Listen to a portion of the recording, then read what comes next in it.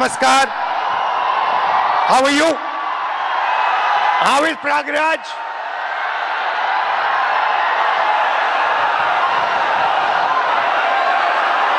Thank you for this wonderful welcome. Thank you for this love and affection. ये शहर मेरी family का घर यहां होता था, तो यहां आकर मुझे बहुत खुशी होती है। ये नॉलेज का सेंटर भी हुआ करता था। एक ऐसा टाइम था when Allahabad University was one of the best universities in the country.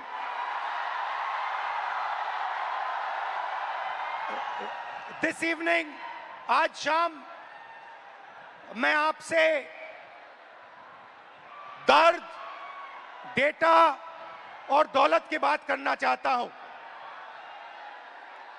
आपका दर्द, आपका डेटा, मगर आपका धन नहीं, जो आपका होना चाहिए, उनका धन। इन तीन चीजों के बारे में मैं आपसे बात करना चाहता हूं।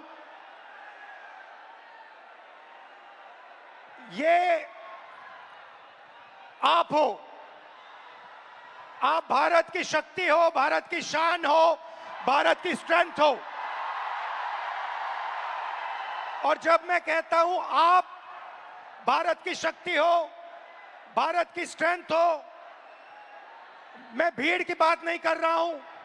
मैं हर हिंदुस्तान के नागरिक, हर यूथ की बात कर रहा हूं, इंडिविजुअल्स की बात कर रहा हूं। आप सब में इंटेलिजेंस है, इमेजिनेशन है, कैपेसिटी है, और अगर ये देश आगे बढ़ेगा तो आपके बल पे, आपकी स्ट्रेंथ पे इस देश का फ्यूचर बनेगा। हिंदुस्तान के पास सबसे बड़ा, दुनिया में सबसे बड़ा यूथ का पॉपुलेशन है। 40 करोड़ युवा, आप जैसे युवा, एनर्जेटिक युवा इस देश में रहते हैं। ये इस देश की स्ट्रेंथ है। चाइना की बात होती है, अमेरिका की बात होती है, रशिया की बात होती है, इंडिया के यूथ के सामने, इंडिया के यूथ पोटेंशियल के सामने ये सब लोग कुछ नहीं है। 21वीं सदी में एक और चीज हुई है। 21वीं सदी में अगर देश प्रगति करता है तो दो चीजों के बल पे करता है। यूथ पोटेंशियल जो आप में है और डेटा जो आप क्रिएट करते हो। हिंदुस्तान के पास यूथ है और सबसे ज्यादा, दुनिया में सबसे ज्यादा डेटा हिंदुस्तान में है। 1 गीगाबाइट डेटा प्रति भारतीय प्रतिदिन इस्तेमाल करता है।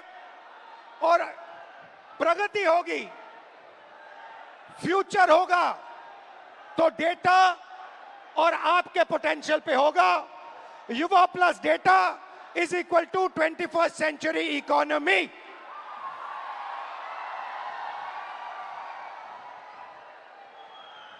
ब्रदर्स एंड सिस्टर्स, मीडिया में एआई की बात होती है। Everybody speaks about AI, but I want to make one thing very clear, and ये आपको समझना चाहिए।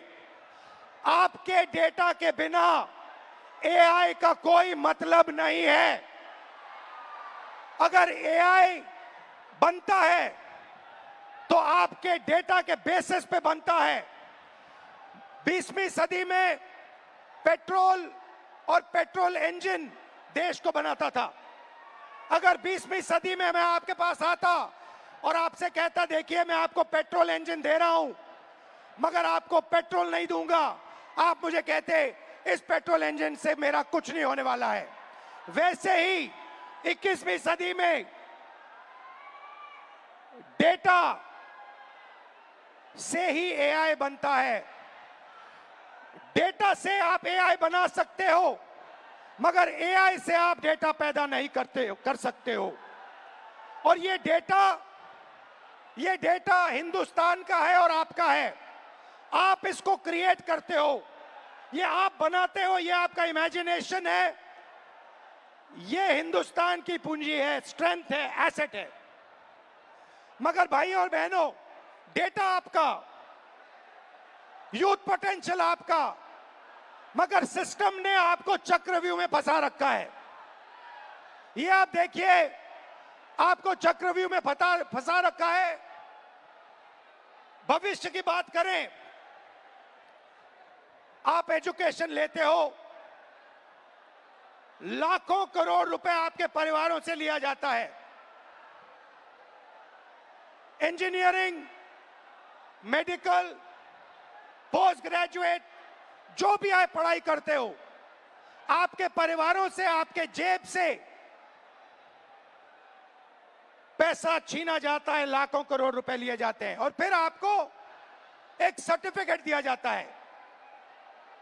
आपको कहा जाता है कि हां, आपको एजुकेशन सर्टिफिकेट मिल गया, बीए मिल गया, एमए मिल गया, एमएससी मिल गया, मगर इस सर्टिफिकेट का कोई मतलब नहीं है आज हिंदुस्तान में,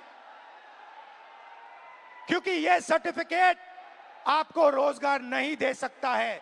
चाहे आप कुछ भी करें, यह सर्टिफिकेट हिंदुस्तान में आपको रोजगार नहीं देता है। आंकड़ा मैं आपको देता हूं, 1000 युवाओं में से सिर्फ 12 युवाओं को परमानेंट नौकरी मिलती है।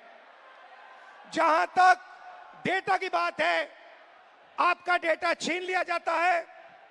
बड़ी बड़ी कंपनीज को, जियो को, अदानी को, फेसबुक, गूगल को आपका डेटा दिया जाता है और आपको फंसाया जाता है। आपको कहा जाता है, जितनी भी आपको रील्स देखनी है, जितने आपको व्हाट्सएप मैसेजेस भेजने हैं, जितना आप इंस्टाग्राम पे देखना चाहते हो, रील्स बनाना चाहते हो, आप बनाओ। भाई और बहनों, ये 21वीं सदी का नशा है।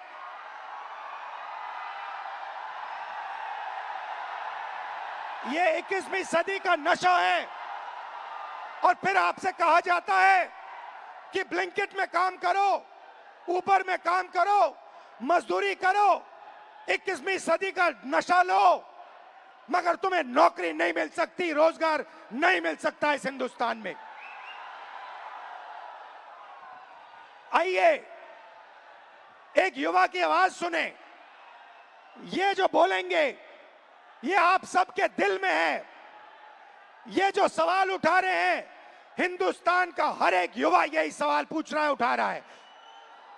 होता हम भी सीट खरीद लेते। आज मैं ब्लिंकिट में काम करता हूँ 10 घंटा, उसके बाद मैं पढ़ाई करता हूँ। इंडियन आर्मी का एग्जाम दिया, 1 नंबर से मैं बच गया। सीट खरीदता, मैं ब्लिंकिट में काम नहीं करता।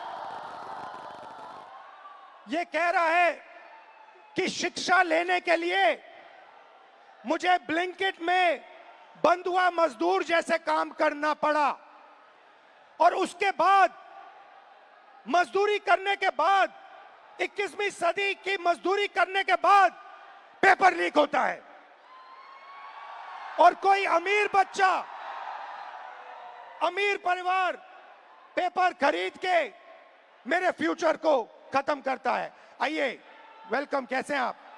नाम क्या आपका? मेरा नाम सर अजय राघव है। अविनाश और अजय। हाँ। आइए, अविनाश और अजय दोनों स्टूडेंट्स हैं, इनसे थोड़ा सुनते हैं, इनका एक्सपीरियंस क्या रहा है, बताइए। सर मैं यूपीएसआई एस्पिरेंट हूँ। तो पास पकड़ते हैं। सर मैं यूपीएसआई एस्पिरेंट हूँ, और उत्तर प्रदेश में यूपीएसआई की भर्ती 5 साल के बाद आती है। 2020-21 यूपीएसआई की भर्ती 2020-21 में आई थी। इससे पहले तो उसमें व्यापक स्तर पर घोटाला हुआ था। मैं मानता हूं इस चीज को कि वो भारत की एग्जामिनेशन हिस्ट्री का सबसे बड़ा घोटाला था। उसमें सैकड़ों एफआईआर दर्ज हुई, 350 से ज्यादा फेक एलिमेंट, डमी कैंडिडेट पकड़े गए। हमने सैकड़ों इनको प्रूफ दिए, लेकिन इन्होंने भर्ती को पूरा कर दिया। सर मेरा दरोगा बनना एक सपना था, मैं किसान फैमिली से बिलोंग करता हूँ, तो मैंने नई भर्ती की आस में तो फिर से पढ़ना शुरू कर दिया, और मुझे पढ़ते पढ़ते 4 साल गुजर गए। सर 2025 में फिर यूपीएसआई की भर्ती आई, और ये चीज़ें 2025 में भी देखने के लिए मिली। सर यूपीएसआई के अंदर स्कोर कार्ड तक रिलीज नहीं करते हैं। मैंने परीक्षा दी है, मुझे ये नहीं पता चल पाता है कि मेरे रॉ मार्क्स कितने हैं और मेरे नॉर्मलाइजेशन मार्क्स कितने हैं, क्योंकि अलग अलग शिफ्ट में पेपर होता है। तो ये नॉर्मलाइजेशन का प्रक्रिया अपनाते हैं, ये तक नहीं बताते हैं कि कौन सा नॉर्मलाइजेशन फॉर्मूला इन्होंने यूज किया है। जो यूपीपी आरपीबी जो पुलिस, उत्तर प्रदेश पुलिस एवं प्रोन्नति भर्ती बोर्ड है सर, ये अकाउंटेबिलिटी इसकी फिक्स करने वाला कोई नहीं है। हमने तमाम प्रयास कर लिए, जनता दरबार चला गया, मैं इनके कैबिनेट मंत्रियों को ज्ञापन दे लिए, उल्टा इन्होंने मेरे को पकड़ के जेल में डाल दिया। मेरा गुनाह अपराध सिर्फ इतना था कि मैं इनके जनता दरबार योगी जी से मिलने चला गया। सर ये नॉर्मलाइजेशन का फॉर्मूला नहीं बताते हैं, ये खुद तय करते हैं कि किस अभ्यर्थी के मतलब मार्क्स बढ़ा करके अंदर लेना है और किस अभ्यर्थी को बाहर करना है। ये उत्तर प्रदेश पुलिस का भर्ती बोर्ड तय करता है।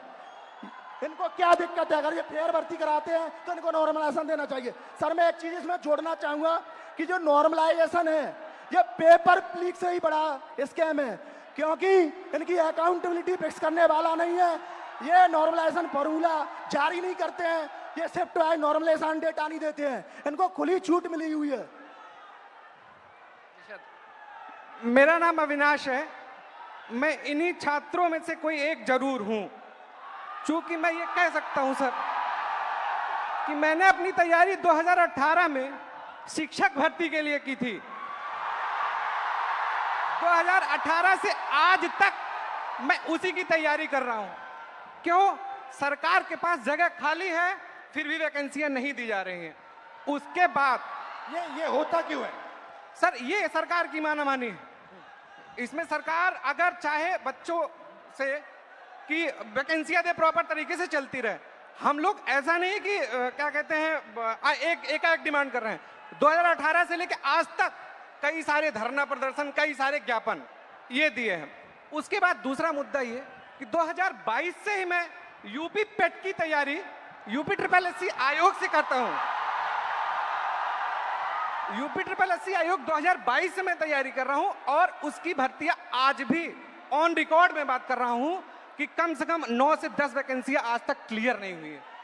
और उसमें से बहुत सारी वैकेंसियां जिसके लिए हम लोगों ने लाठी खाई, ज्ञापन दिया, लोगों से जाके मिले कि हमारी दर्द, हमारे दुख को समझा जाए, लेकिन आज तक सरकार के कान में ये बात पहुंची नहीं है। इसमें से बहुत सारे ऐसे हमारे भाई बहन हैं जो उस चीज से पीड़ा में ग्रसित हैं।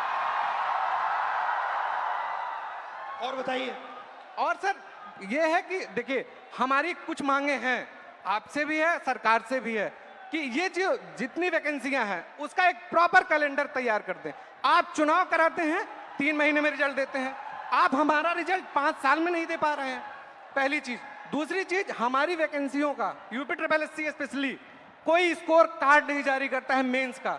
अगर उनको कुछ भी करना होगा वो रोल नंबर दे देंगे। मतलब अकाउंटेबिलिटी और ट्रांसपेरेंसी होनी चाहिए। जी एग्जैक्टली यही चीज है। आपने लाखों रुपए लगाए होंगे पढ़ाई में। जी सर, 2018 से आज तक। हाँ जी। और आपका एक्सपेक्टेशन था कि इस पैसे से, शिक्षा से आप आगे बढ़ पाओगे। जी सर एग्जैक्टली। अब आपको क्या लग रहा है? अब क्या आपका प्लान क्या है? सर अब प्लान ये है कि हम भर्तियों का इंतजार करते हैं, क्या पता अगली पंचवर्षीय भी बीत जाए, इसकी भी कोई श्योरिटी नहीं है। और फिर 3-4 बार एग्जाम करते हो, बीच में पेपर लीक हो जाता है। सर ये इशू तो बहुत सारे हैं। अभी एक यूपी PSC का था, RO का, मैं खुद उसका अभ्यर्थी था। एक बार पेपर हुआ, दोबारा पेपर लीक हो गया था, फिर उसके बाद दोबारा हुआ वो पेपर। लेकिन वो जो हमारा टाइम गया वो हमें कौन देगा? बिल्कुल, जो हमारा टाइम गया, हमारा पैसा। जब आपका पेपर लीक हुआ, आपको क्या फीलिंग आई? अंदर क्या लगा आपको, यार ये क्या हुआ, क्या करें, क्या? मतलब ये होता है ना सर, कभी कभी एग्जैक्टली मैं बता रहा हूँ, उस 10 बाई 10 के कमरे में कभी आप बैठ के सोचिए कि अगर हमारा पेपर लीक हो गया, हम किससे बात करें अपनी, किसको अपना मुंह दिखाएं कि यार अब मेरा इस बार नहीं हुआ, पेपर लीक हो गया, मैं किससे जाके कहूं? और सालों आपने मेहनत की, घंटों आपने मेहनत की और 1 सेकंड में पूरा खत्म हो जी जाता है। सर, एग्जैक्टली यही चीजें होती हैं। और ये जो दुख दर्द है, ये मैं नहीं हूं, ये इसमें ये से सब है। लगभग जितने लाखों खड़े करोड़ों युवा हैं, हैं। सब लाखों करोड़ों युवा हैं सर। आप हिंदुस्तान के शिक्षा के सिस्टम में बिलीव करते हो? सर प्रेजेंट टाइम में तो बिलीव हमारा नहीं है। नहीं है। नहीं है, एग्जैक्टली नहीं है। रीजन, अगर आज 2018 से मैं अब बेरोजगार टहल रहा हूं, कोई स्किल हमें दे दिए होते 2018-17 में, तो मैं कहीं प्राइवेट, फिर सेकेंडरी, इस प्रयागराज में या इस आसपास के इलाकों में हमें कोई ऐसा इशू नहीं है, ऐसे कोई मतलब रिसोर्सेज नहीं है कि मैं प्राइवेट काम कर सकूं, और काम करूं तो वो डेली वेजेस के हिसाब से बहुत कम हो जाएगा। ये आपका क्या है? ये सर टैटू क्या है? मेरा नाम है अच्छा, अविनाश। आपका नाम है, ठीक है। Thank you Avinash. और कुछ कहना चाहते हो? सर, उत्तर प्रदेश में ये पेपर लीक लगातार चल रहे हैं। जब से माननीय योगी आदित्यनाथ जी सरकार में आए हैं, तब से मैं उंगलियों पे गिना सकता हूं सर। 2017 दरोगा भर्ती पेपर लीक, उसके बाद यूपी कांस्टेबल 2018 पेपर लीक, उसके बाद 2020-21 की यूपीएसआई भर्ती पेपर लीक, और 2022 का लेखपाल भर्ती पेपर लीक, और 2023 में आरओ एआरओ वो भी पेपर लीक, 2023 का कांस्टेबल भर्ती पेपर लीक, और ये स्कोर कार्ड नॉर्मलाइजेशन की धांधली वर्तमान में चल रही है। सर, मैं इन्हीं शब्दों के साथ आपका बहुत बहुत धन्यवाद करना चाहता हूं कि आप यूथ की आवाज उठा रहे हैं लगातार, और मैं सर आपसे आशा की उम्मीद के साथ देख रहा हूं, आप इसी तरह हम यूथों की आवाज उठाते रहिए। हम आपके साथ पूरी तरीके से, ये जितना भी यहाँ पर स्टूडेंट दिख रहा है, ये सब आपके साथ है, सिर्फ आपके लिए आया है सर। Thank you. तो आपने सुनी उत्तर प्रदेश के स्टूडेंट्स की आवाज। अब प्रॉब्लम क्या है, मैं आपको बताता हूं। प्रॉब्लम है कि आप पढ़ाई करते हो, पैसा डालते हो, मेहनत करते हो, मगर रोजगार के सारे दरवाजे हिंदुस्तान में बंद पड़े हुए हैं। एक दरवाजा खुला नहीं है। दरवाजे कौन से हैं? पहला दरवाजा मैन्युफैक्चरिंग का। आज दुनिया में आपको मेड इन चाइना दिखेगा, मेड इन वियतनाम दिखेगा, मेड इन बांग्लादेश दिखेगा, मगर मेड इन इंडिया नहीं दिखेगा। इसका कारण है नोटबंदी और गलत जीएसटी ने हमारे मैन्युफैक्चरिंग सिस्टम को खत्म कर दिया है। जो छोटे व्यापारी रोजगार दिलवाते थे, जो पहले हिंदुस्तान में होता था, leather industry, textile industry, automobile industry, अलग अलग इंडस्ट्रीज में मैन्युफैक्चरिंग जो होती थी, वो सारा का सारा खत्म हो गया है। पहला दरवाजा बंद। दूसरा दरवाजा एंटरप्रेन्योरशिप का, जिसको स्टार्टअप इंडिया कहा गया। स्टार्टअप इंडिया में सबसे जरूरी चीज, आप जैसे स्टूडेंट्स को बैंक लोन, छोटे बिजनेसेस को बैंक लोन, फाइनेंशियल सपोर्ट। भाई और बहनों, हिंदुस्तान के बैंक्स आप जैसे स्टूडेंट्स को 1 रुपया कभी नहीं देंगे। अंबानी अदानी को लाखों करोड़ रुपए देंगे, मगर आपको 1 रुपया नहीं देंगे। 90% स्मॉल और मीडियम इंडस्ट्रीज जो हैं, उनको बैंक लोन नहीं मिलता है। एंटरप्रेन्योरशिप का दरवाजा बंद है। तीसरा दरवाजा, जिसको हम कहते हैं सरकारी नौकरी का, जिसमें आप पेपर लीक का सामना करते हो, उस दरवाजे में भाइयों और बहनों 150 में से एक युवा निकलता है। अगर 150 युवा एग्जाम लेते हैं, सरकारी नौकरी ढूंढते हैं, एक युवा उसमें से निकलता है। पब्लिक सेक्टर, जो पहले 10 साल पहले 14 लाख युवाओं को यह रोजगार देता था, भाइयों और बहनों, पब्लिक सेक्टर को प्राइवेटाइज कर दिया गया है। पब्लिक स्कूल्स बंद कर दिए, पब्लिक अस्पताल बंद कर दिए, नवरत्ना उठा के बेच दिए, बीएसएनएल बेच दिया, ऐसी कंपनियां बेच दी, पोर्ट्स, एयरपोर्ट्स, सारा का सारा अदानी जी को पकड़ा दिया। इसीलिए पब्लिक सेक्टर बंद है, और आखिरी होप जो आपका था corporate jobs, IT, back office, transcription, software, जिसमें पहले हिंदुस्तान के युवाओं को रोजगार मिलता था, वो दरवाजा भी भाइयों और बहनों आपके डेटा का प्रयोग करके एआई से ये भी दरवाजा बंद किया जा रहा है। तो सच्चाई है कि पांचों दरवाजे आपके लिए बंद हैं, और इसीलिए आपको भयंकर दर्द हो रहा है। भाइयों और बहनों, मैं सिस्टम की बात कर रहा हूं। ये सिस्टम क्या है और ये सिस्टम को कौन चलाता है?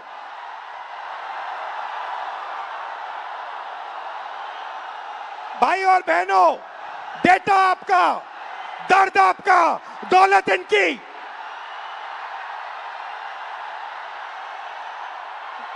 दर्द आपका, डेटा आपका, दौलत इनकी। ये सिस्टम है। अंबेडकर जी ने कहा था सोशल, पॉलिटिकल, इकोनॉमिक। ये देखिए, ये है इकोनॉमिक, पैसा, अदानी। इनकी आमदनी 10 साल में 30 गुना बढ़ी है। ये पहले ग्लोबल रिच लिस्ट में 600 नंबर पे हुआ करते थे, 10 साल के अंदर ये दूसरे नंबर पे पहुंच गए।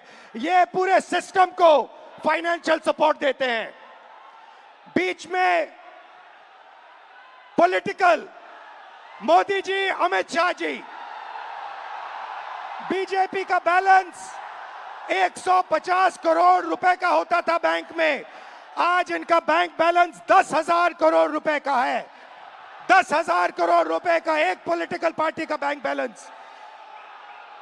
नरेंद्र मोदी जी आपका ध्यान भटकाते हैं और पॉलिटिकल सिस्टम चलाते हैं। वोट चोरी होती है, वोटर लिस्ट में ब्राजील की औरतें आती है, और तीसरा आपके सोच पर कंट्रोल, जो इलाहाबाद यूनिवर्सिटी में किया गया है। आरएसएस के वाइस चांसलर्स बैठा के हर संस्था में प्रचारक, ब्यूरोक्रेसी में प्रचारक, फोर्सेस में प्रचारक, मीडिया में प्रचारक, जुडिशरी में प्रचारक, पैरामिलिट्री में प्रचारक, यूनिवर्सिटी कॉलेजेस में प्रचारक। सोच को कंट्रोल करने का तरीका यह है सिस्टम। भाई और बहनों, मोहन भगवत, नरेंद्र मोदी जी, अमित शाह जी और अदानी जी, इस सिस्टम ने रोजगार खत्म किया। इस सिस्टम ने यूनिवर्सिटीज को कैप्चर किया। इस सिस्टम ने आप पर आक्रमण किया है। मगर इस अंधेरे में आप लोगों ने लाइट जला दी। ये देखिए, इस अंधेरे में आपने वो करा जो आपके माता पिता नहीं कर पाए। वो अपने डर का सामना नहीं कर पाए, मगर हिंदुस्तान के स्टूडेंट्स, हिंदुस्तान के युवाओं ने अपने डर का सामना किया और देश को बदल दिया। आपने आवाज रखी आपने अपनी आवाज रखी, नफरत के साथ नहीं, मोहब्बत के साथ आपने अपनी आवाज रखी। आइए हम आपकी आवाज सुने। नमस्कार, आपका नाम? नमस्कार। और मैं पटना यूनिवर्सिटी से हूँ। नमस्कार। आप? मेरा नाम हिमांशु कुमार हुआ। हिमांशु जी जी जी। शिफत फैज, इलाहाबाद यूनिवर्सिटी LLB। नमस्कार सर, मेरा नाम कुणाल पांडे, मैं इलाहाबाद विश्वविद्यालय से। शाबाश, वेलकम आप सबका। मैं आपसे आज, अभी मैंने कहा कि अंधेरे में आप लोगों ने लाइट दिखा दी, अंधेरे में आप लोगों ने टॉर्च दिखा दी, और आपने प्यार से किया, मोहब्बत से किया, नफरत से नहीं किया, क्रोध से नहीं किया, हिंसा से नहीं किया। तो ये पूरी भीड़ आपका एक्सपीरियंस सुनना चाहती है। आपने क्या सहा, आपने क्या किया, थोड़ा बताइए, एक एक करके बताइए। साथियों, जो 22 जुलाई को पटना में बिहार बंद का कॉल था, हम लोग राजभवन मार्च कर रहे थे और वहाँ एक चीज़ हमें एहसास हुआ कि पुलिस ऐसे मौके की तलाश में थी कि वो हम पे लाठी भी चार्ज कर ले, उन पे इल्ज़ाम ना हो। जब हम राजभवन से थोड़ी देर पहले पहुँचे, वहाँ पे पुलिस वाले थे बिना बैच के, और लाठी की जगह पे वो बैम्बू लिए हुए थे। उनसे जब पूछा गया आपका बैच कहाँ है, तो वहाँ से अधिकारी पूछते हैं कि आप कौन हो पूछने वाले। मैं बताता हूँ तो कहते हैं इससे क्या होगा। हमने कहा सर इतने बच्चे मरे, उनका जवाब कौन देगा। कहते वो तो चले गए, अब क्या तुम भी जाना चाहते हो। मैंने कहा सर वो तो चले गए, लेकिन अब बदलने का वक्त आ गया, क्योंकि अब नहीं बदलेगा सर, कभी नहीं बदलेगा। हम छात्र युवा देश के भविष्य हैं।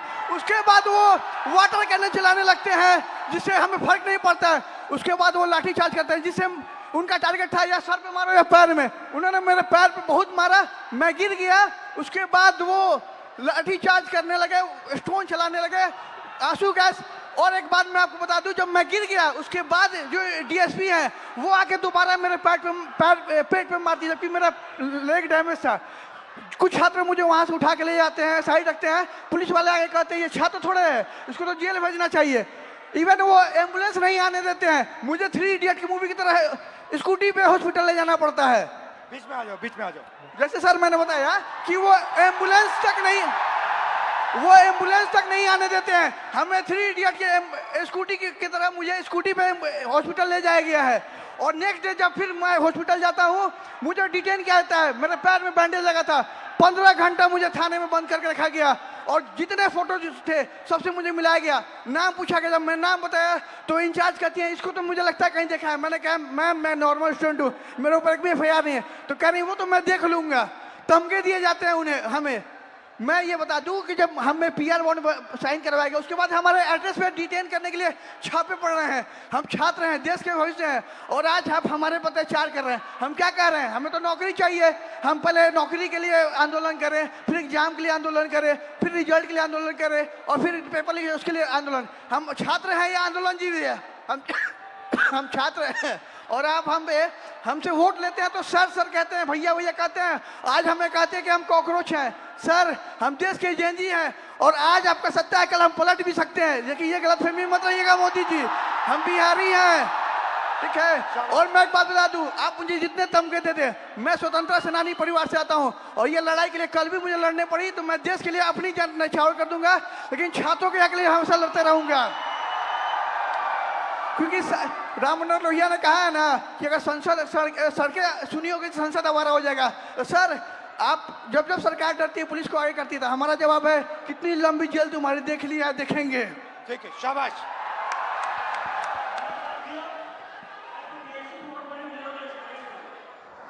सर मैं मतलब कि मैं बीएड हमारी मम्मी करवाई थी जमीन बेचकर। 4 साल से वैकेंसी अभी तक नहीं आई है सर। जब आंदोलन करने जा रहा हूँ तो सर मतलब कि सम्राट चौधरी का गुंडा, जो कि पुलिस जो हम लोग को लाठी से मारती है और जेल भेजती है। सर जब हम लोग आंदोलन करते हैं तो डिटेन कर लिया जाता है। उसके बाद मतलब कि कुछ भैया को जेल भेज दिया जाता है। उसके बाद मतलब कि हम लोग जब स्टेट क्वालिफाइड। रिलैक्स करो, कोई प्रॉब्लम नहीं है, घर में हो अपने, खुल के बोलो, टेंशन मत लो। ये जब मैं पहली बार ऐसे बोला था मैं भी नर्वस था, इसमें कोई प्रॉब्लम नहीं है, खुल के बोलो। मैं मतलब state qualified CTET qualified PG BEd करके आया हूँ, फिर भी 4 साल से वैकेंसी नहीं आई है सर। जब मतलब कि आंदोलन 4, 5, 6 साल से मैं पटना में रहकर पढ़ाई करता हूँ, किसान का बेटा हूँ सर। ये महीना का 10 से 15 हज़ार रुपये खर्चा होता है सर, कहाँ से मम्मी देगी। अब मम्मी टेंशन में चली जाती है। मेरे पास 2 ऑप्शन है सर, या चाय का दुकान खोलूंगा या सुसाइड करूंगा सर, उसके अलावा कोई ऑप्शन नहीं है सर मेरे पास। सुसाइड आपका ऑप्शन नहीं हो सकता ब्रदर। मेरे पास PG BEd इतना स्टेट सीटेट क्वालिफाइड होने के बाद 20,000 का नौकरी भी नहीं मिलेगा सर पूरा इंडिया में। उसके बाद मैं सर जब मतलब कि मम्मी मतलब कि सुनती है कि आंदोलन में गया है तो मम्मी को पानी चढ़ने लगता है सर टेंशन से। उसके बाद सर मतलब हमारे एक मंत्री हैं बिहार के, अशोक चौधरी नाम है सर, वो 56 साल के होकर वो प्रोफेसर बने हैं सर, जो कि नीतीश कुमार के राइट हैंड है सर। वो कैसे बन गए सर, बिना विदाउट इंटरव्यू का कैसे बने सर? एक सीट खा गया सर ये मतलब युवा का। अच्छा आपके फैमिली ने कर्ज लिया? सर जमीन बेच के मतलब BEd किया हूँ सर। सोच लीजिए कि हम किस लेवल के हैं फैमिली सर। अभी तक 4 साल से वैकेंसी नहीं आई है सर। सोचिए हर महीना सर हम मतलब वैकेंसी डेट निकाला जाता है, लेकिन निकाला मतलब कि वो निकलता नहीं है सर। आज भी सितंबर में एग्जाम का डेट दिया हुआ है, अभी तक फॉर्म नहीं आया है सर। फिर आंदोलन करूंगा, फिर थाना में जमा होऊंगा, लेकिन डरूंगा नहीं सर इस सम्राट चौधरी के गुंडा से। शाबाश, शाबाश, बहुत अच्छा बोले। ग्रीटिंग्स टू ऑल, मेरा नाम शिफत फैज है और मैं थोड़ा पास से पकड़ा। ग्रीटिंग्स टू ऑल, मेरा नाम शिफत फैज है और मैं फर्स्ट फीमेल वाइस प्रेसिडेंट हूँ पटना यूनिवर्सिटी स्टूडेंट यूनियन की, इंडिपेंडेंटली इलेक्टेड। जब 20 तारीख को दिल्ली के जंतर मंतर के प्रोटेस्ट के दौरान पुलिस और गवर्नमेंट के थ्रू स्टूडेंट पर ब्रूटली मारा पीटा गया, उन पर वाटर कैनाल्स फेंके गए, उन पर टीयर गैसेस चार्ज किए गए, उसके खिलाफ 22 जुलाई को पटना में स्टूडेंट्स ने प्रोटेस्ट का कॉल दिया। वहाँ स्टूडेंट्स मौजूद हुए और पीसफुल प्रोटेस्ट उन्होंने स्टार्ट किया, लेकिन फिर बिहार पुलिस और बिहार सरकार ने स्टूडेंट के साथ फिर से ब्रूटली ट्रीट किया, उन्हें मारा और रातों रात उनके घर से उन्हें डिटेन कर लिया जाता है बिना इस जानकारी के कि वो कौन से पुलिस स्टेशन में है, वो कौन से किस थाने में है।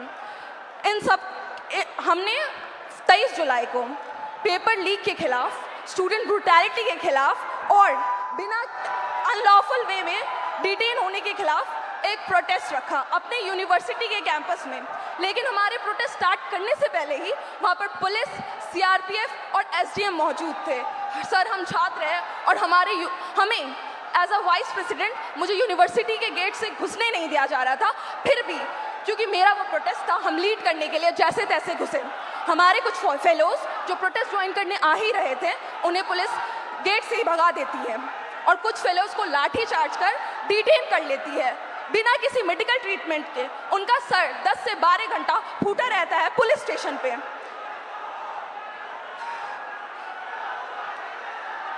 लेकिन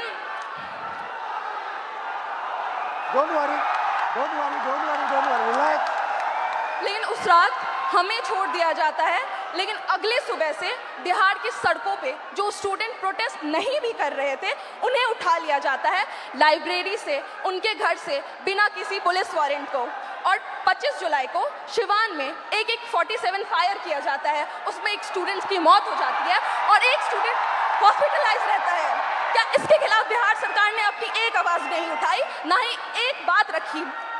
खैर, आप सब जानते हैं कि बुराई का अंत होता है और हमारी जीत हुई। 25 जुलाई को जब आप लोग धर्मेंद्र प्रधान की इस्तीफा की खुशी मना रहे थे, तब बिहार के छात्रों में अलग सा डर और भय मौजूद था। उन्हें कहीं से भी कभी भी अरेस्ट कर डिटेन कर लिया जाता और उन्हें किस पुलिस स्टेशन में भेजा जाता, इसका कोई अता पता नहीं है। चलिए अब हम बिहार के महिला शिक्षा व्यवस्था पर बात करते हैं। जब एक बिहार की लड़की अपने पढ़ाई के लिए लड़ती है तो सबसे पहला लड़ाई उसका उसके घर वाले से होता है। वो जैसे तैसे घर से निकल तो जाती है, फिर बिहार सरकार वैकेंसी नहीं निकालती है, फिर उसके लिए वो प्रोटेस्ट करती है, वैकेंसी निकालती है, फिर पेपर लीक हो जाता है, फिर उसके लिए वो प्रोटेस्ट करती है, फिर प्रोटेस्ट करती है, उसी दौरान उन्हें मारा जाता है, डिटेन कर लिया जाता है, अरेस्ट कर लिया जाता है। हम स्टूडेंट हैं, कोई प्रोटेस्टर नहीं है, और फिर बिहार सरकार इसी चक्रव्यूह में हमें छोड़ देती है। खैर, यही है हमारे बिहार का शिक्षा व्यवस्था। और सर, हमारा गवर्नमेंट से यही अपील है कि अगर आपको लगता है कि हम आपके डिटेन और अरेस्ट से डर जाएंगे तो ये आपकी गलत फहमी है। और सर, कल को अगर आप गवर्नमेंट रूलिंग पार्टी बने तो हमें ये एक्सपेक्ट है कि जैसे आप आज स्टूडेंट्स के खिलाफ, स्टूडेंट के साथ खड़े हैं, वैसे कल भी खड़े रहे। बिल्कुल बिल्कुल सर, आपसे यही उम्मीद है। थैंक यू, शाबाश। सर, सबसे पहले इलाहाबाद विश्वविद्यालय और पूर्वांचल के हमारे हजारों छात्रों की तरफ से आपको धन्यवाद सर। और सर, मैं सर इलाहाबाद विश्वविद्यालय लॉ फैकल्टी का छात्र हूँ सर, और हमारे यहाँ समस्याओं का अंबार लगा पड़ा है सर। हमारे लॉ फैकल्टी में सर जो लाइब्रेरी है उसमें सर पूरी पानी आती है, मतलब बाढ़ आता है सर। और जब लाइब्रेरी बंद कर दी जाती है, जब हम लोग पूछते हैं कि सर लाइब्रेरी बंद क्यों, तो कहते हैं उसमें करंट का पानी दौड़ता है, बेटा आप बाहर रहो। मतलब सर हमारा बुक जो आता है सर वो हज़ारों की आती है, हम लोग सर पूरी बरसात सीजन में सर हम लोग उस बुक को एक्सेस नहीं कर सकते हैं सर।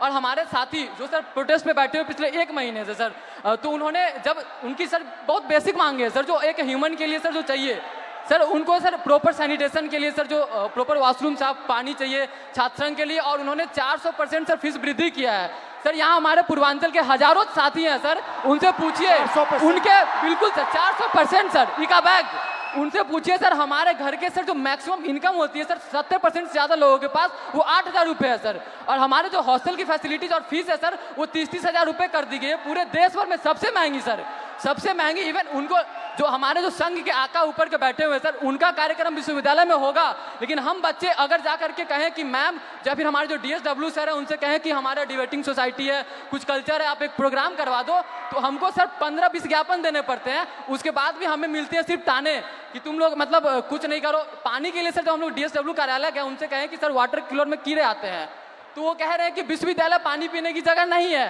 आप घर से पानी लेकर के आओ, यहाँ पे पानी नहीं पिया जाता है, आपको जो भी करना है बाहर करो।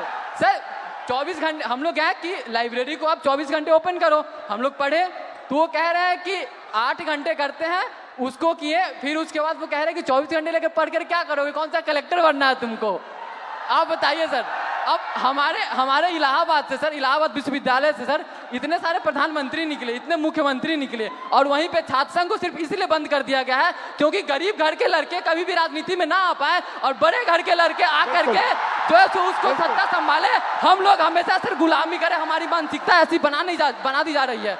और अगर आप कुछ भी बोलो तो उनके से संघ के गुंडे पाल रखे हैं। अभी 2 दिन पहले की बात है सर, आपने भी कमेंट किया था उस पर सर, आपकी आवाज़ उठाए, हमारे लिए सर फिर से धन्यवाद सर। हमारे साथी आशुतोष मौर्य, सौरभ गरवाल, शिवम यादव, ये लोग बैठे थे सर, हम लोगों पे सर पीछे गेट से जो उनके जो प्रॉक्टर सोकल जो गार्ड उनके होते हैं, जिनमें किन्हीं का नेम प्लेट नहीं लगा सर, हम लोग अगर 10 बार आन जान करेंगे, हमें 10 बार दिखाना, उनमें से किन्हीं का नहीं है सर, वो पीछे वाले गेट से सर कम से कम 60 से अंदर लड़के भेजे, और उसके बाद वो आए और बर्बरता से हमसे झगड़ा हुआ सर, हम लोगों से सर, मतलब उनकी हाथापाई, मतलब हम लोग बैठे थे, हमारा सारा सामान छीन लिया गया, हम लोग को भगा दिया गया, हम लोग को मजबूरन सर वहाँ पे पीछे पुलिस भी खड़ी थी सर, हमारे यूनिवर्सिटी की थाना है सर, 2 पुलिस वाले पीछे खड़े हैं, और वो 2 लोग थे सर। और दिन जब हम लोग रहते हैं तो वहाँ पे सर 3-3 गाड़ियाँ आकर के लगती है, ऐसे लगता है कि हम लोग कोई आतंकवादी बैठे हैं, अंदर जा करके क्या ही कर लेगा ये लोग। और सर उसके अलावा सर हेल्थ फैसिलिटी पे हम लोग आते हैं तो उसके लिए आप आवाज़ उठाए तो बोलता है कि सरकार बाहर रखा है ना, बाहर जाओ आप। हमारे पास सर मतलब कहने को वहाँ पे शिक्षा से लेकर के सर जो नियुक्तियाँ जो होती हैं सर वो ट्रांसपेरेंट नहीं है, आप सवाल करोगे आपकी डिग्री रोक दी जाएंगी। अभी हमारे साथियों पे सर मुकदमे कर दिए गए, अभी हम दोनों यहाँ पे हैं, हो सकता है कल पे हम दोनों पे मुकदमा होगा। बिल्कुल सर, ये वहाँ का नियम है सर हम कह देना चाहते हैं, बिल्कुल सर हम कह देना चाहते हैं सर, हम गांधी के अनुयायी थे, गांधी के अनुयायी है, गांधी के अनुयायी रहेंगे, और उन संघी या कोई भी हो सर हम डरने वाले नहीं है। आइडियोलॉजी से समझौता सर जीवन में कभी नहीं होगा। हम पहले भी आपके खिलाफ थे, हम पहले भी अन्याय के खिलाफ थे, हम आज भी है सर, हम आगे भी रहेंगे। और सर आपके साथ के लिए सर फिर से हमारे सभी पूर्वांचल के साथियों की तरफ से सर एकदम फिर से धन्यवाद सर, आप हमारे लिए आए सर, धन्यवाद सर। बहुत अच्छा बोले आप। सर मेरा नाम कुणाल कुमार पांडे है सर, मैं इलाहाबाद विश्वविद्यालय के 3य वर्ष का छात्र हूं सर हमारे विश्वविद्यालय में सर जो सीटें हैं उसमें 50% की कटौती कर दी जाती है, और हमारा जो फी है सर उसे एक बार में 400% की बढ़ा दिया जाता है, और प्रत्येक वर्ष 10% की वृद्धि की जाती है। सर इसी के विरोध में हम लोग पिछले 30 दिनों से धरना प्रदर्शन कर रहे हैं। सर हमें विश्वविद्यालय में धरना नहीं देने दिया जाता है सर, और सर हमें कभी कठिनाइयों का सामना करना पड़ता है। और सर हमारे जो VC मैम है सर, वो जो छात्र धरना प्रदर्शन करते हैं सर उन पर FIR कर देती है। हमारे 5 साथियों पर FIR कर दिया गया है और उन्हें विश्वविद्यालय के अंदर प्रवेश मना कर दिया गया है सर। हम इससे बहुत पीड़ित हैं सर। इलाहाबाद विश्वविद्यालय के सभी छात्र बहुत उम्मीद से आपके पास आए हैं सर। मुझे पता है मैं यहाँ से जाऊंगा, कल मेरा भी निलंबन हो जाएगा, मेरे पर भी FIR हो जाएगा, लेकिन मैं अपने VC मैम से कहना चाहूंगा, मैम मैं इलाहाबाद विश्वविद्यालय का छात्र हूँ, ना मैं निलंबन से डरता हूँ, ना मैं AK-47 से डरता हूँ। जो मेरा हक है, जो मेरा अधिकार है, मैं वो लेकर रहूंगा, और जब तक हमारी मांगे पूरी नहीं होती हम इस धरने से नहीं उठेंगे। शाबाश, धन्यवाद sir. Very good, thank you, thank you.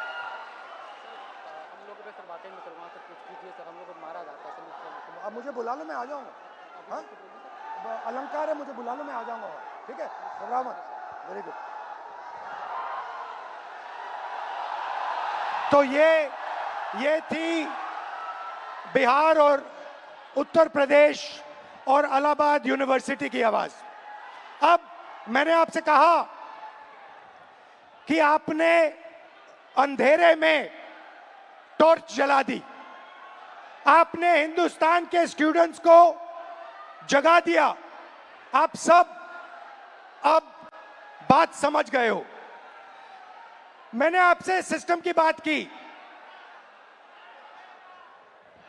हम नफरत से और हिंसा से कभी काम नहीं करेंगे। हिंदुस्तान का कल्चर सत्य और अहिंसा का है, नफरत का नहीं है। और एक भी स्टूडेंट के दिल में नफरत नहीं होनी चाहिए, सिर्फ मोहब्बत होनी चाहिए। मैंने आपको पिछली स्लाइड में मोदी जी की फोटो दिखाई, अमित शाह जी की फोटो दिखाई, अदानी जी की दिखाई, मोहन भागवत की दिखाई, मगर नफरत नहीं करनी है, सिस्टम बदलना है। प्यार से, मोहब्बत से, नफरत से नहीं। सिस्टम को खत्म, टाटा बाय बाय करना है। आप सबका दिल से बहुत बहुत धन्यवाद, इस रिस्पांस के लिए धन्यवाद। और जो आप प्रोटेस्ट कर रहे हैं, जो आप अपने हक की लड़ाई लड़ रहे हैं, उसको आप करिए। मैं आपके साथ उसमें खड़ा हूं, खड़ा रहूंगा। है जैसे सर ने कहा, खत्म टाटा बाय बाय, खत्म टाटा बाय बाय। और बदलाव तो आ रहा है सर, और आएगा भी। आज क्या है, हम सब यहाँ एकत्रित हुए, एक जेनजी मोमेंट हम आपके साथ क्रिएट कर लें, बताइए, है ना? क्या है, जेनजी में सेल्फीज बड़ी कॉमन है। तो चलिए, फोन है, ये हमारा फोन तैयार है सर, हम सब तैयार है सर के साथ सेल्फी के लिए।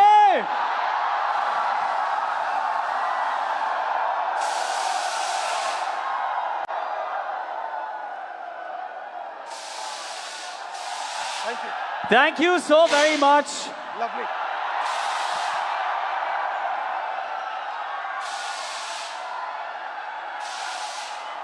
एक बार थोड़ा सा और शोर मचना चाहिए everybody. One last message. One last message. You are India's spirit. You are India's future. You are the most beautiful youngsters in the world. You cannot allow yourself to hate. You cannot allow yourself to be violent. You are loving youth. मोहब्बत की दुकान खोलनी है आपको, प्यार के साथ लड़ना है। Thank you.